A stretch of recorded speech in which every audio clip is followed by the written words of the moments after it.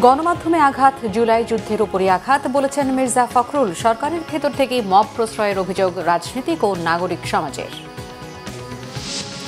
প্রথম আলো ও ডেইলি স্টারের প্রাণহানি এড়াতে অ্যাকশনে যায়নি পুলিশ, ছড়েনি গুলি, বলছে ডিএমপি। হামলাকারী 17 জন গ্রেফতার।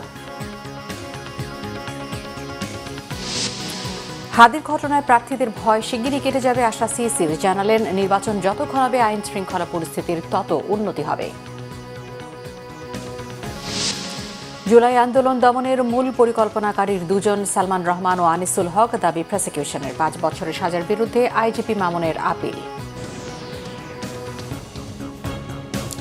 দেখছিলেন ক্রাউন সিমেন্ট সংবাদ শিরোনাম, এবারে বিস্তারিত।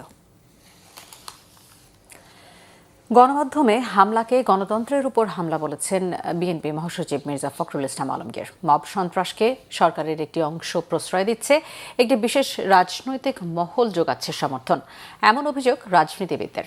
নাগরিক সমাজে বলছে, জননিরাপত্তায় ব্যর্থ হয়েছে ইউনূস সরকার। রিপোর্ট নাবিল জাহাঙ্গীরের।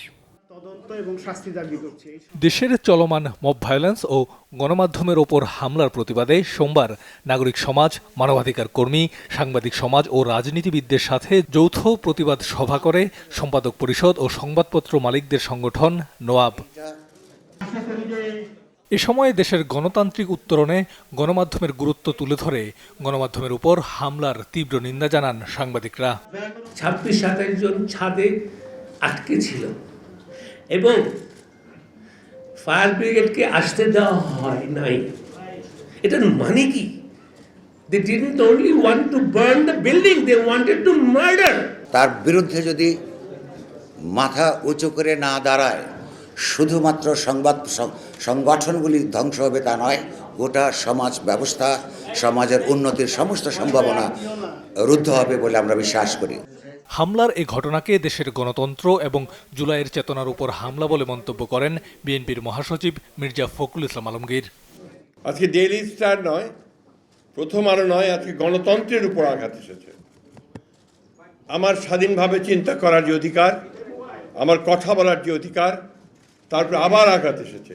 জুলাই যুদ্ধের উপর আঘাত এসেছে। আমরা যারা আমাদের বাংলাদেশকে সত্যিকার অর্থেই একটা স্বাধীন, সার্বভৌম, গণতান্ত্রিক বাংলাদেশ হিসেবে দেখতে চাই, তাদেরকে আজকে শুধু সচেতন হলে চলবে না, রুখে দাঁড়াতে হবে।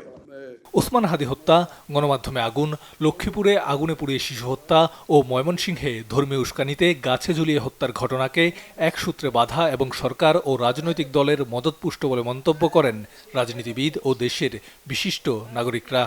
এই যে বাংলাদেশের মানুষ জাতীয় নিরাপত্তার ঝুঁকির সম্মুখীন, এটি নিয়ে কি এই কর্তৃপক্ষ কোনো আলোচনা করেছেন? তাদের মধ্যে কোনো সমন্বয় আছে? সরকারের ভিতরের একটা অংশের এখানে সংশ্লিষ্টতা রয়েছে। সমাজে এটার পক্ষে সম্মতি তৈরি করা হয়েছিল অনেক দিন ধরেই এবং এটার সাথে রাজনৈতিক ব্যাকআপও আছে। আয়েশা আক্তার, সে ছোট্ট 7 বছরের মেয়েটি, তাকে পুড়িয়ে মেরে ফেলা হলো। ময়মনসিংহে দীপুচন্দ্র দাস, তাকে পুড়িয়ে মেরে ফেলা হলো। আমরা কি বানাচ্ছি বাংলাদেশে? কেন বানাচ্ছি? 200-500 লোক নিয়ে তারা যা তাণ্ডব ঘটিয়ে যেতে পারছে, এটা ঘটতে পারছে কেননা রাজনৈতিক দলের অনৈক্যই আমাদের মধ্যে এই জায়গা তৈরি করছে। নাগরিকদের উপর, সংবাদপত্রের উপর, মিডিয়ার উপর, এমনকি গুরুত্বপূর্ণ খুবই সিনিয়র সম্পাদকদের উপর হামলা হয়েছে। এই ধারাবাহিকতায় এসে এটা ফুল স্টপ হবে, এটা আমরা আশা করি। পরে মব ভায়োলেন্সে জড়িতদের বিচারের দাবিতে হোটেল সোনারগাঁয়ের সামনের রাস্তায় মানববন্ধনে সাংবাদিক, রাজনীতিবিদদের সাথে যোগ দেয় বিভিন্ন শ্রেণী পেশার মানুষ। নাবিল জাহাঙ্গীর, বাংলাভিশন, ঢাকা। দৈনিক প্রথম আলো এবং ডেইলি স্টার কার্যালয়ে হামলার ঘটনায় সরাসরি জড়িত 17 জনকে গ্রেপ্তার করেছে পুলিশ।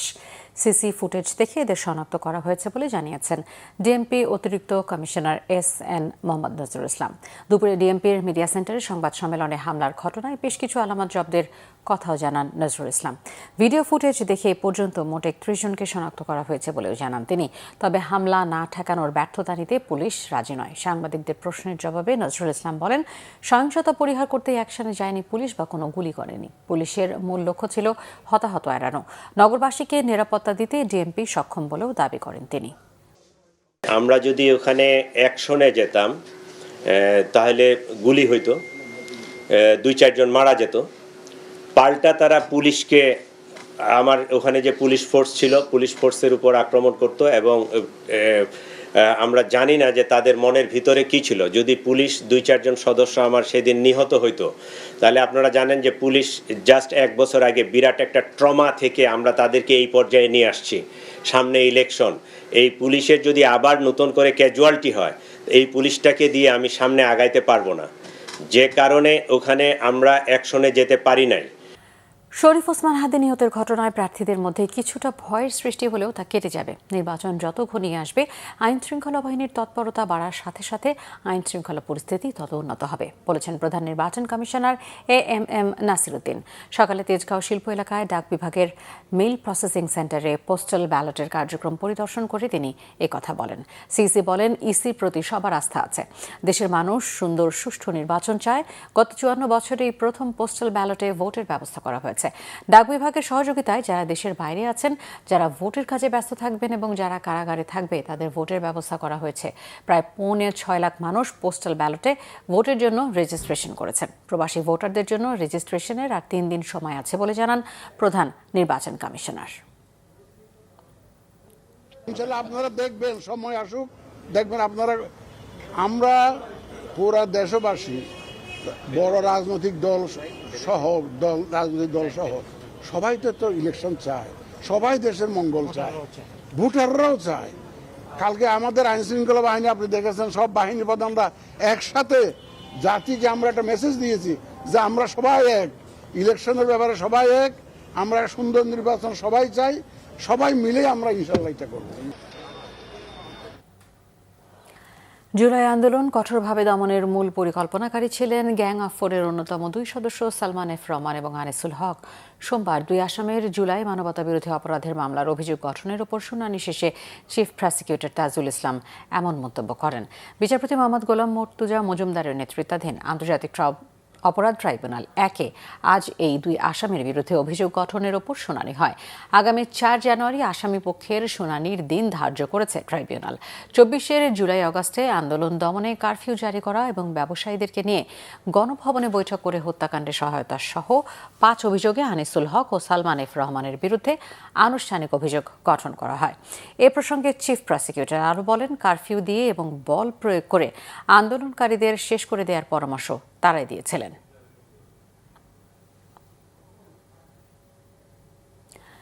জুলাই অভ্যুত্থানকালে গণহত্যার মামলায় 5 বছর সাজার বিরুদ্ধে আপিল করেছেন পুলিশের সাবেক মহাপরিদর্শক চৌধুরী আব্দুল্লাহ আল মামুন। 17 ডিসেম্বর সুপ্রিম কোর্টের আপিল বিভাগের সংশ্লিষ্ট শাখায় তার পক্ষে এই আপিল করা হয়েছে। গত 17 নভেম্বর আন্তর্জাতিক অপরাধ ট্রাইব্যুনাল 1 জুলাই গণহত্যা সংক্রান্ত প্রথম মামলার রায় দেয়। এতে শেখ হাসিনার সাবেক স্বরাষ্ট্রমন্ত্রী আসাদুজ্জামান খান কামালকে মৃত্যুদণ্ড দেওয়া হয়। রাজসাক্ষী হয়ে বিচারিক কাজে সহায়তা করায় পুলিশের সাবেক প্রধান মামুনকে সাজা কমিয়ে 5 বছরের কারাদণ্ড দেওয়া হয়েছিল। এই রায়ের বিরুদ্ধেই আপিল করলেন তিনি। জাতীয়তাবাদী মুক্তিযুদ্ধের প্রজন্মের নতুন কমিটির নেতাদের নিয়ে বিএনপির প্রতিষ্ঠাতা শহীদ রাষ্ট্রপতি জিয়াউর রহমানের মাজারে ফুলেল শ্রদ্ধা জানিয়েছেন বিএনপির সিনিয়র যুগ্ম মহাসচিব রুহুল কবির রিজভী। দুপুর 12টার দিকে শহীদ জিয়ার মাজারে ফুল দিয়ে শ্রদ্ধা নিবেদন করেন তারা। নবগঠিত কমিটির আহ্বায়ক ঢাকা 6 আসনের বিএনপির প্রার্থী ইশরাক হোসেন, সদস্য সচিব কামরুজ্জামান নান্নু সহ নেতাকর্মীরা এই সময় উপস্থিত ছিলেন। শ্রদ্ধা জানানোর শেষে মবক্রেসিস সমালোচনা করে রুহুল কবির রিজভী বলেন, মবক্রেসি বন্ধ করতে না পারলে জুলাই শহীদদের রক্ত বৃথা যাবে। কথা বলেন ত্রয়োদশ জাতীয় সংসদ নির্বাচন নিয়েও। উত্তরের জেলাগুলোতে ঠান্ডার পাশাপাশি বেড়েছে কুয়াশা। দুর্ভোগে শ্রমজীবী ও খেটে খাওয়া মানুষ। দেশের সর্বনিম্ন তাপমাত্রা রেকর্ড করা হয়েছে ঠাকুরগাঁওয়ে 11 ডিগ্রি সেলসিয়াস। পঞ্চগড়ে গত 2 দিন ধরে বেড়েছে কুয়াশা। হিমালয়ের কনকন বাতাসে তীব্র শীত আর রাতভর বৃষ্টির মতো ঝরছে কুয়াশা। সকাল 8টা পর্যন্ত সূর্যের দেখা মেলে না। সকালে জেলার সর্বনিম্ন তাপমাত্রা 12 ডিগ্রি সেলসিয়াস রেকর্ড করা হয়েছে। কুয়াশার পরিমাণ আরও বাড়তে পারে বলে জানিয়েছে আবহাওয়া অফিস। এদিকে মৃদু শৈত্যপ্রবাহ ও ঘন কুয়াশায় ঢাকা ঠাকুরগাঁওয়ের শহর মাঠঘাট। গত 3 দিন ধরে চলছে এই শৈত্যপ্রবাহ। কনকনে শীতে কষ্ট পাচ্ছে শ্রমজীবী মানুষ। খড়কুটো জ্বালিয়ে শীত না বাড়ানোর চেষ্টা করছে তারা। গবাদি পশুর অবস্থাও জবুথুবু। শীত বেড়েছে গাইবান্ধায়ও। সকাল থেকে গ্রামীণ জনপদ, চর ও নদী এলাকা কুয়াশায় ঢেকে থাকায় সূর্যের দেখা মেলে অনেক দেরিতে। চাঁপাইনবাবগঞ্জে অযত্ন ও অব্যবস্থাপনায় ঐতিহ্য হারিয়েছে আমুনোরা রেল জংশন স্টেশন খুঁড়িয়ে চলছে কার্যক্রম। স্থানীয়দের অভিযোগ 1.5 দশকেরও বেশি সময় ধরে স্টেশনটিতে নেই কোনো যাত্রী ছাউনি, ফলে রোদ বৃষ্টি উপেক্ষা করে খোলা আকাশের নিচেই ট্রেনের জন্য অপেক্ষা করতে হয় যাত্রীদের। মাঝে মধ্যেই ঘটে ছোট বড় দুর্ঘটনা। চাঁপাইনবাবগঞ্জ প্রতিনিধি নাদিম হোসেনের তথ্যছবিতে ডেস্ক রিপোর্ট। 1.5 দশক আগে চাঁপাইনবাবগঞ্জের আমনোরা রেল জংশন স্টেশনটি পরিত্যক্ত ঘোষণা করে রেল কর্তৃপক্ষ। তবে স্টেশনটিতে যাত্রী ওঠানামা থেকে শুরু করে চালু রয়েছে রেলের সব কার্যক্রম। স্টেশন চালু থাকলেও যাত্রীদের জন্য নেই কোনো ছাউনির ব্যবস্থা, রাখা হয়নি বিশুদ্ধ পানি এবং অনলাইন টিকিটেরও ব্যবস্থা। যাত্রী ছাউনি না থাকায় তীব্র রোদ আর বৃষ্টিতে বিপাকে পড়তে হয় যাত্রীদের। বিভিন্ন সময় দৌড়ে ট্রেনে উঠতে গিয়ে দুর্ঘটনার শিকার হন অনেকেই। ব্রিটিশের আমলের একটা স্টেশন, এখানে ছাউনিটা নাই, ট্রেন নাই, টয়লেট নাই, অনলাইনের ব্যবস্থা নেই। অনলাইনের ব্যবস্থা হলে এই যাত্রীদের ভোগান্তি কমবে।